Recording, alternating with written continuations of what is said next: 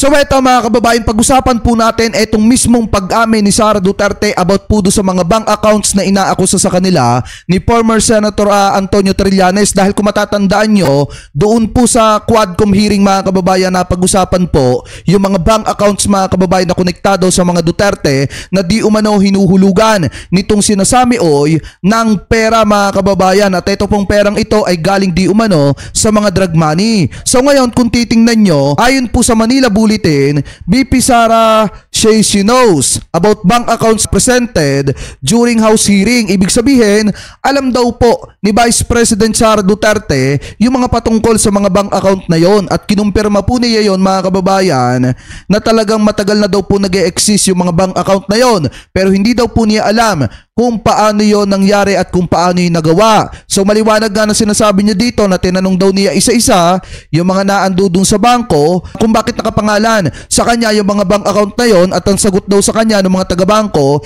wala daw po silang alam. Sabi pa dito mga kababayan, kung babasahin pa natin ito, andun siya sa listahan. So pinadalan ko yung bangko, tinanong ko bakit may ganito. Sabi nila baka non-existing talaga yung mga accounts na yan. Pero maliwanag naman mga kababayan na hindi po mapapalagay sa pangalan ni Sara Duterte yung mga bank account na yan kung hindi po nila ginamit yung mga bank account na yon at kung hindi nila hinuhulugan ng pera mga kababayan na galing sa mga drug money. Sabi pa dito, habang isinasagawa daw yung hearing mga kababayan ay nagkaroon daw ng pagpipresenta ng mga documents at mga bank documents. Ito daw pong si former Senator Trillanes mga kababayan. Ito yung mga time na napuno at napikon itong si dating Pangulong Duterte dito po kay former Senator Trillanes kasi nga bistado na alam na mga kababayan ng taong bayan na talagang sila ay tumatanggap ng pera di umano galing po sa mga drug syndicate mga kababayan, sa mga hinihinala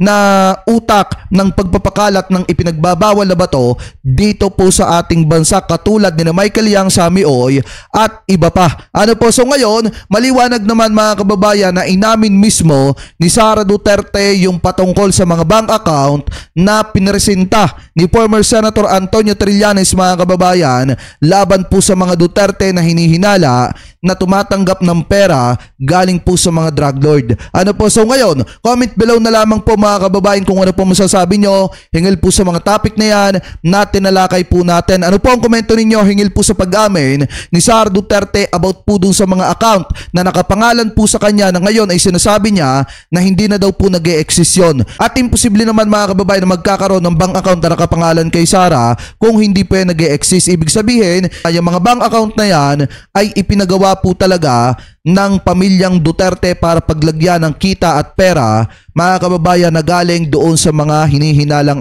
drug lord.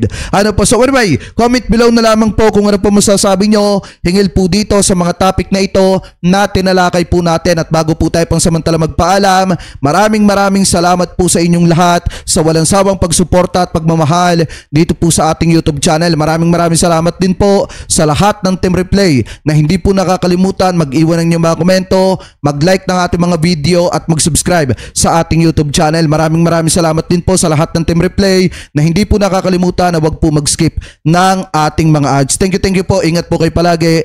God bless po. Maraming salamat po. Thank you po.